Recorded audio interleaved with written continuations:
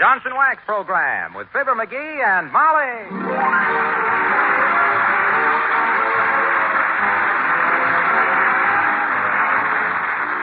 The makers of Johnson's Wax products for home and industry present Fibber McGee and Molly with Bill Thompson, Gail Gordon, Arthur Q. Bryan, Dee Benaderet, and me, Harlow Wilcox.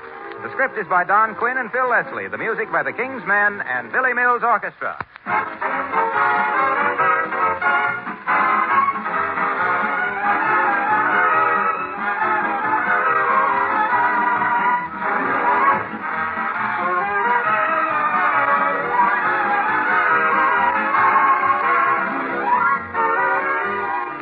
April showers are still busy working on May flowers, and that's very nice.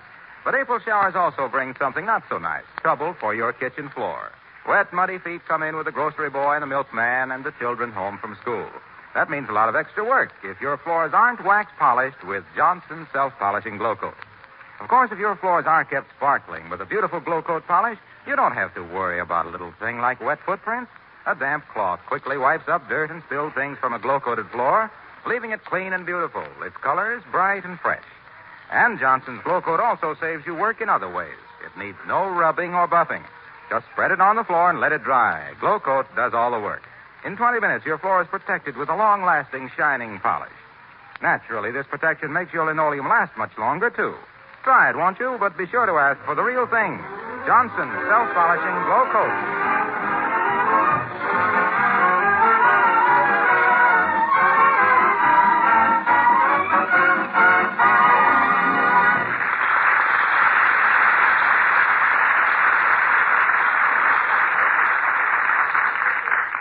It's a wise woman who knows how to turn off the heat when her husband comes to a boil.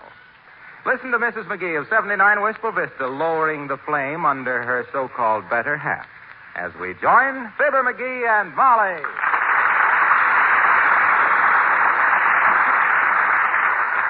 And while I had no idea just what got you into such a temper, dearie, I'm sure you are justified. Well, by George. Knowing you as I do, I realize that something must have happened downtown today that annoyed you. Annoyed me? If them stumble-bums, I don't. So, if you'd care to tell me all about it, and I'm sure you do, I think it might do you good. Let me take your walking stick. That ain't a walking stick. It's an umbrella. Where's the rest of it, then? I don't know. I was slapping trees with it all the way home. But why? Well, you've heard of the Society for the Preservation and Encouragement of Barbershop Quartet Singing in America, Incorporated. Yes, what about it? Well, they have a convention every year to find the best barbershop quartet. And the Wistful Vista Elks are going to send one. Isn't that wonderful? What's wonderful about it? By George, when politics and influence keeps the best possible man from singing top tenor and nominates a guy that sings like the noon whistle on a fertilizer factory. By George, I got a good notion to resign from the Elks. I would, too, if I wasn't 6 months behind in my dues. Well, who was selected to sing top tenor? A guy who's got a voice like a worn brake drum, that's who. Doc Gamble, that's who. Do I understand that you think you should have been picked as first tenor? Why, of course. Who else? You've heard me sing. Is there any doubt in your mind that I make Gamble sound like a rusty nail being pulled out of a piano crate? What mental reservations I might have, dearie, are completely submerged by my matrimonial loyalty. You're darn right. I can sing rings around that bullfrog. Who are the other members of this shave and a haircut glee club? Harlow Wilcox, Wallace Wimple, and Latrivia. Didn't Mr. Wilcox used to sing in Chautauqua, dearie? He claims he did. Personally, I don't think any of the four of them could sing their way out of an unlocked bathroom. I'm the only trained professional singer in the whole club. Why, I sang... Come in. Hello, folks. Hello there, Mr. Wimple. Hi, Wimp. I hear you've been selected for the Barbershop Quartet at the Elks. Yes. Isn't it wonderful? And to think we might go to the national convention.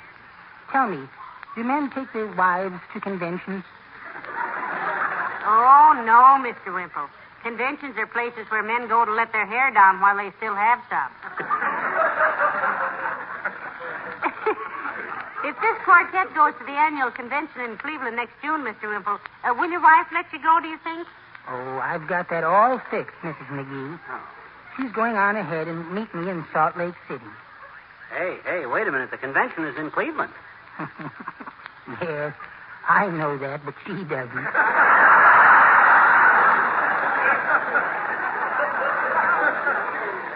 Well, it's too bad she isn't more reasonable, Mr. Wimple. Doesn't she love you? Oh, I think she does, Mrs. McGee, in her big, old, quiet way. Yesterday, when we were walking along the street, she suddenly reached down and chucked me under the chin. Did she really, Wimp? Yes, under the chin of a horse that happened to be passing by. Heavenly days, Mr. Wimple. Were you trampled underfoot? No, I was awfully lucky about that, I guess. I recognized the horse immediately as one I used to bet on at the races. Oh. So quick as a flash, I reached up and put a $2 bill on his nose, and he stopped dead. I knew what the beast would do if I had any money on him. Well, see you later, folks.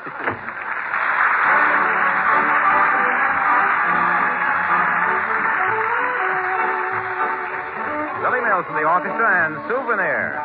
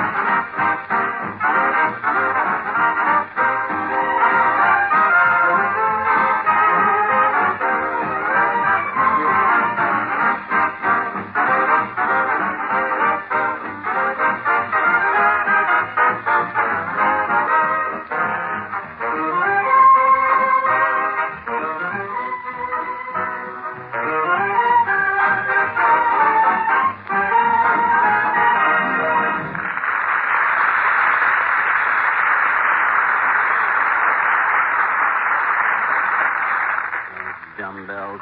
Them short-sighted wise guys. Picking a Johnny One note like Doc Gamble instead of a natural tenor like me. Of all the stupid, asinine, deliberate... Oh, now forget it, McGee. Dr. Gamble was selected by the committee fairly and squarely, so be a sport about it. It ain't a matter of sportsmanship. It's a matter of who's the best top tenor. And Doc Gamble can't sing Don't Fence Me In without Petrillo sending him a dozen pickets. Did he ever... Come in. Oh, hello there, Dr. Gamble.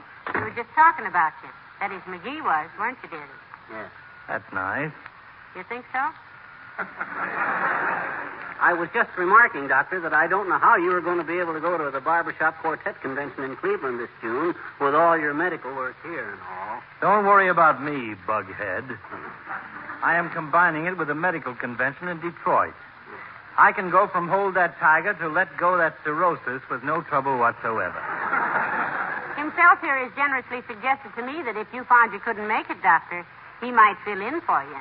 He sings tenor, too, you know. Does he indeed? You know darn well I do, you big four-flusher. And if it hadn't been for rank favoritism... Oh, what am I saying? You sing a lot better than I do, Doc. That's what everyone says. Let's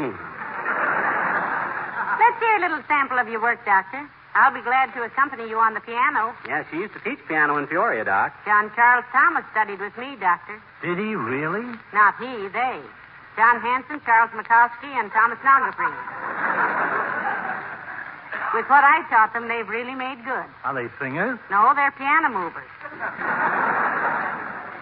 Do these barbershop quartets have names, boys? Oh, sure. They've had some wonderful names at them conventions. There was the Wait Till You Hear Us For, The Cleft Dwellers? the Shaving Mugs. The name I always liked was the We Often Wonder What We're Singing For. And incidentally, Molly, the use of a piano is forbidden. Heavenly days, even for rehearsing? Yep, so Doc's got to get used to just the pitch pipe. As it happens, Aerosmith, I got my old pitch pipe right here with me. Is that thing supposed to give a pitch? Yep. I can strike a truer note than that by snapping my garters. Oh, I think that's a pretty true note myself, Doctor. Trouble with you, Lancelot, you're tone deaf. And I can fix it. How, Chiselwit? I'm going to train you. You train me? Isn't that a little like Mickey Rooney training Lionel Barrymore? Now, don't brush it off, Doctor. McGee was a public entertainer, you know. He really knows quartet singing, he says. Well, never let it be said that I was allergic to education. What would you suggest, Bucklewart? Well, first, Doctor, give me a good, sweet, clear tone. Take it from this. Dear old girl, the robin sings above. No. Huh? You got to loosen up, Doc, old man. What? You ain't getting any emotion into it. Look, maybe we make you nervous. We make him nervous. Well, what am I supposed to... Here, take this pitch pipe. Uh-huh. And believe me, you're the only guy in this whole world I'd lend it to. That's what I think of you, Doc. You know what I think of you? No, and I don't want to. It might embarrass you. You said it, dearie. Now, look, Doc, take this pitch pipe, see, and go into the dining room, shut the door, and practice getting off to a clean start. Like this. Dear old girl, the robin sings above you. Get the idea? Boy, I've done you an injustice. You have a very good voice. Thanks very much. If I begin to disturb you, let me know. McGee, I'm proud of you. Huh? What for? I think it's wonderful how you conquered your resentment and acted like a sportsman. Oh, shucks. It's nothing that any red-blooded American boy wouldn't do if he had the idea in the back of his mind that I got.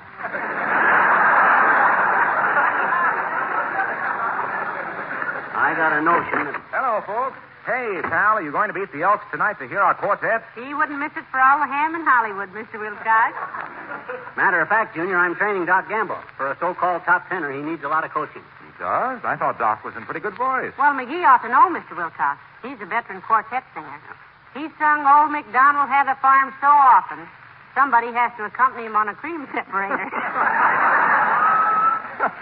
Say, didn't you used to sing in Chautauqua, Mr. Wilcox? Yeah, baritone. Why'd you give it up, Junior? Tent begin to leak or something?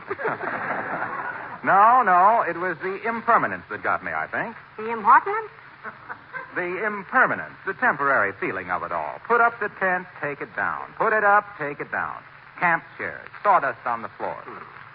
Matter of fact, I think it was those sawdust floors that really did it. What do you mean, Junior? Said he, winking slyly at his wife. Well, every time I'd go home and see our beautiful waxed floors and furniture, the more unhappy I got with tent shows.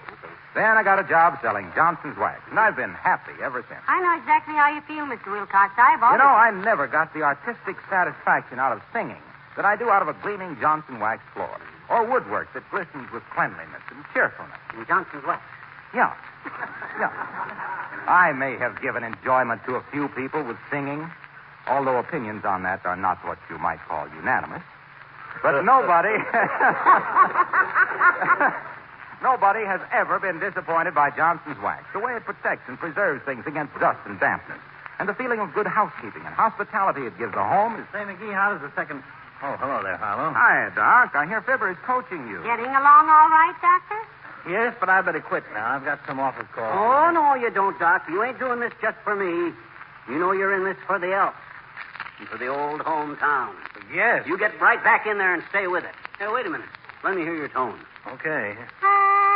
Dear old girl, the robin sings above you. I think that's splendid, McGee. Well, that's great, Doc. Yeah, it's better, Doc, but it ain't right yet. No? Bring them tones up. Clear pear-shaped tones. Yours are more like a pineapple. And another thing, you don't enunciate distinct. Don't say the robin sing above you. Say the robin sings above the you. Now get with it, kid. Okay. Dear old girl, Robin! He's coming along nicely, don't you think, McGee? Everything will be okay when I get through with him. You gotta go, Junior? Yes, I do. See you at the Elks tonight, eh? You betcha. Hey, what's a good hotel in Cleveland? Oh, there are several good ones. Why, you going there? Well, I'm not sure yet, Waxy. May have to go there on business this summer. Hey, you got a good name for your quartet? No, not yet. I suggested the S.C. Johnson & Son Incorporated, makers of wax polishes for home and industry quartet. But nobody seemed to go for it. I don't know why. Well, I'll see you tonight. He doesn't know why. Yeah. Say, has he got a pretty good baritone voice, McGee? Frankly, it's brutal. In fact, they named a Broadway play after it. What was that? The Voice of the Turtle. Well, how about Mr. Wimple as the lead? Wimple, he's the worst of the lot. He sings like the dentist was working on his teeth. You seem to have a rather low opinion of the whole group. I'd like to have the money that they could sue me for if I published it. There ain't a voice in the lot that I'd hire to blow up balloons with. Even Mayor Latrivia singing bass? Well, Latrivia ain't so bad, but he's like all bass singers. He gets peeved if every other song ain't Asleep in the Deep. He thinks singing isn't artistic unless it sounds like somebody had fell down a well. Well, I'm afraid you're a little supercritical, dearie. Come in. Oh, hello there, Mrs. Carstairs. Do come in. Thank you, my dear. Good day, Miss McGee. Hi, Carsey. What's the matter? You seem kind of perturbed. Something wrong, Millicent? Oh, I've just had the most dreadful experience, my dear. Have you ever been chased by a moose? My gosh, Carsey, did a moose chase you? Was it anybody we know? This was a real moose, Mr. McGee. Oh. I had always thought that a moose was just a head on a wooden plat, but this animal had legs.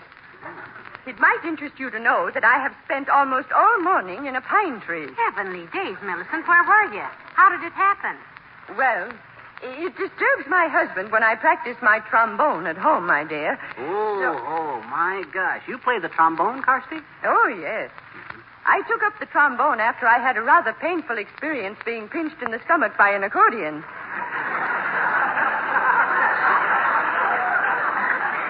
You see, I usually drive up into the mountains or the woods to practice. I was just warming up on Sugar Blues when crashing through the underbrush came this monster. Well, what happened, Carsey? Did you leap out of the tree onto his neck and bulldog him? No, Mr. McGee. I broke off a small forked branch, took some elastic out of my pocketbook, and I made a slingshot and peppered the creature until he went away. My goodness, Millicent, what'd you use for ammunition? I broke the string on my pearl necklace, my dear. It gave me 65 shots. 67 counting the diamond clasp. Well, I must get home and replace the elastic in my pocketbook. Good day.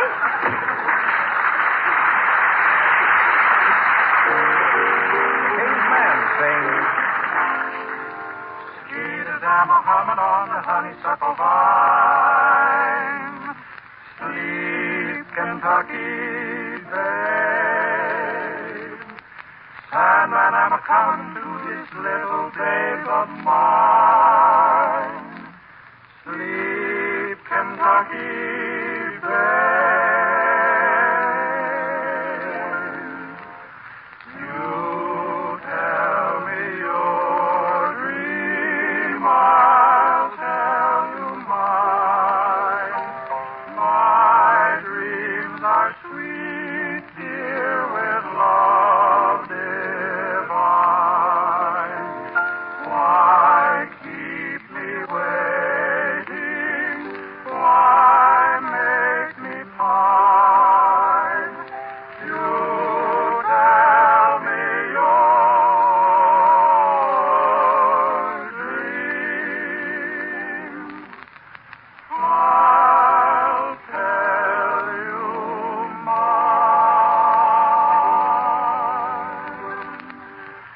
I want a girl just like the girl that married dear old Dad. She was a pearl and the only girl that Daddy ever had. A good old-fashioned girl with heart so true, one who loves nobody else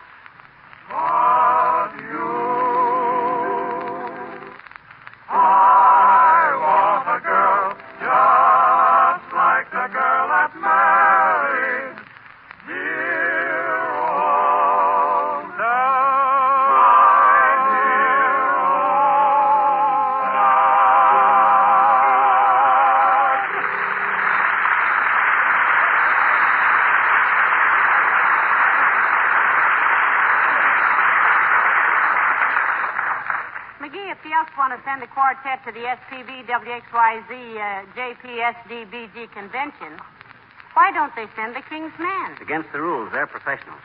The SPEBSQSA is strictly for amateurs. Oh? Hey, I wonder how Doc's coming along, speaking of amateurs. Frankly, dearie, he's got me a little worried. About what? Well, I listened at the dining room door a few minutes ago, and he seems to be having some trouble with his throat. Oh, my gosh, he's a doctor. Who are we to advise him about his own throat? Yeah, but the quartet tonight, what if he can't make it? Oh, he'll make it all right. All he needs to is to keep on singing. Loosen it up. Look at all the opera singers. They're practicing all the time. My gosh, he can't... Say, McGee. What's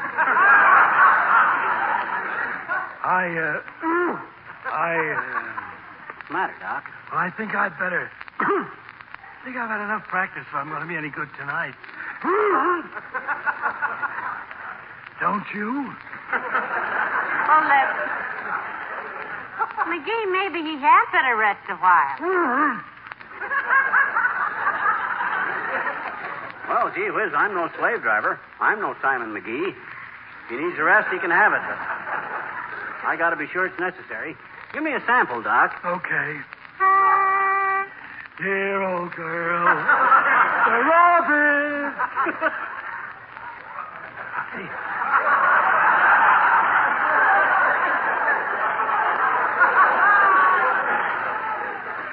Say, McGee, I'm tightening up. Good, good. That's what I want you to do, Doc. You keep it up for another half an hour, and you'll be singing like Crosby. Yeah, but McGee, he might strain it. He already sounds like Andy Devine with a tight collar. Look, you kids, what are the vocal cords? They're muscles. What do you do to develop muscles? You exercise them. Stay with it, Doc. Remember, this is for the old hometown, boy. We're depending on you, fella. Don't let the old lodge down. Yes, but what... Now, you get back in the dining room there and give it another 20 minutes. Yeah, but... And don't baby yourself, see? Sing loud, pear-shaped tones. Right from the diagram. Now, go on. Oh, okay. Dear old girl. Say, McGee, are you sure you're giving him good advice? My dear girl, I know what I'm doing. With my vocal experience, I gotta... Say, do you know what Lawrence Tibbett said to me one day in the old Auditorium Theater in Chicago? No, what'd he say? He said, "Where's the gentleman's lounge?"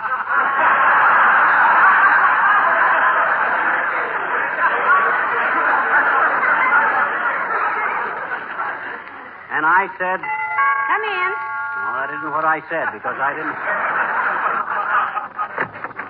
Oh, it's the mayor, McGee. Hello, Your Honor. Hello, Molly. Good day, McGee. Hi, Latriv. All set for the quartet sing tonight? Oh, yes, indeed. Looking forward to it. I'm a member, you know, of the SPEBSQSA. You done much singing, Latrivia? Oh, yes, quite a bit, McGee.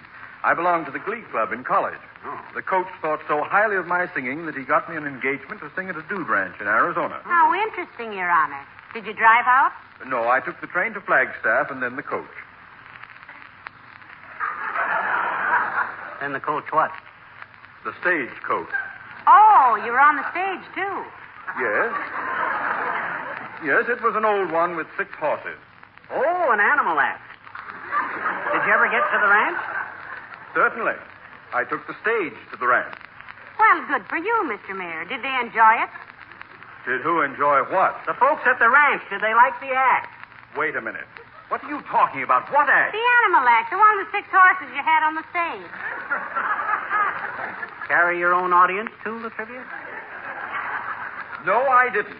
And I didn't have 6 stages on a horse, either. I mean 6 horses on a stage. The coach I was referring to... We know. was You're singing coach at college. Yes.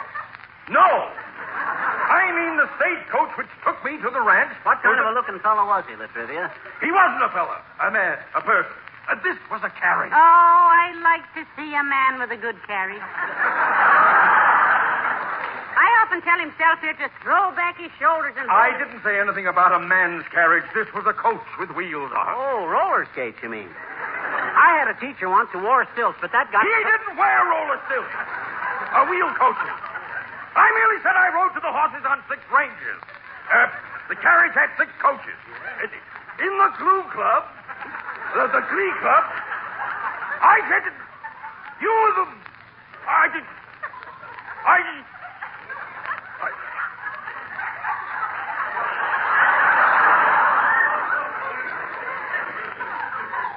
McGee. Yes?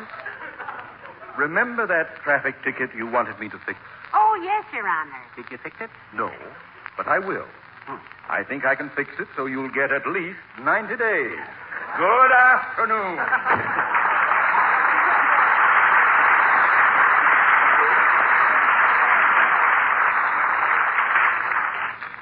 Heavenly days, you think he really will? No, he was just kidding. Hey, I wonder what's happened to Doc. I haven't heard a sound out of him for quite a while. Hey, Doc. Yoo-hoo! Oh, Doctor. You called me?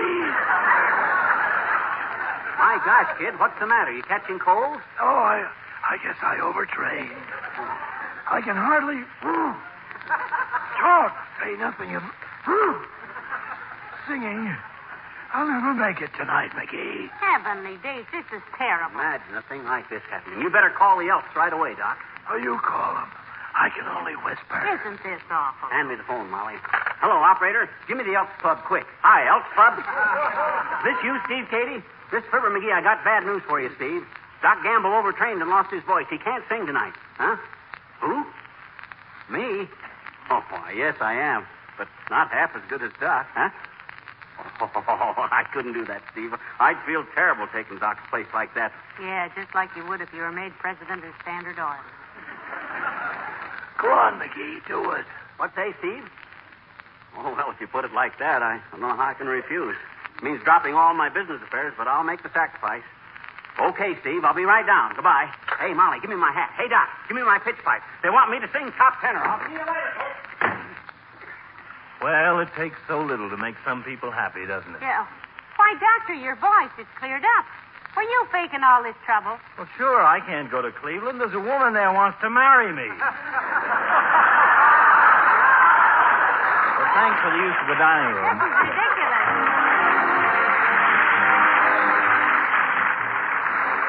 Have you noticed all the car owners these days out polishing up the old bus for summer? Well, you'll be doing yours soon, I imagine. Don't forget that Johnson's Car New can save you time and also a lot of unnecessary work. Car New not only makes even an old model car shine like new, it's really easy to use, too. There's none of that tiring, hard rubbing with Car New. You see, Johnson's Car New is a special wax-fortified liquid polish that does two jobs at once. It both cleans and polishes in one application. You apply it, rubbing only hard enough to loosen the old surface dirt. Then you let it dry to a white powder. And when you wipe off this powder, dirt and road grime go right along with it. And man, oh man, your car really shines. Why don't you try Car New? You and your family will get far more pride and pleasure out of driving a clean, sparkling car. And when you do finally get that brand new model, you'll rate a better trade-in value. Car New is spelled C-A-R-N-U, Johnson's Car New. Ladies and gentlemen, the Society for the Preservation and Encouragement of Barbershop Quartet Singing in America, Incorporated, is a very real and wonderful national organization. It has given pleasure and entertainment to millions, rich and poor and young and old. Our best wishes. And we hope to have a very successful convention in Cleveland next June. Good night. Good night, all. Wilcox, speaking for the makers of Johnson's Wax Products for Home and Industry, inviting you to be with us again next Tuesday night. Good night. This is NBC, the National Broadcast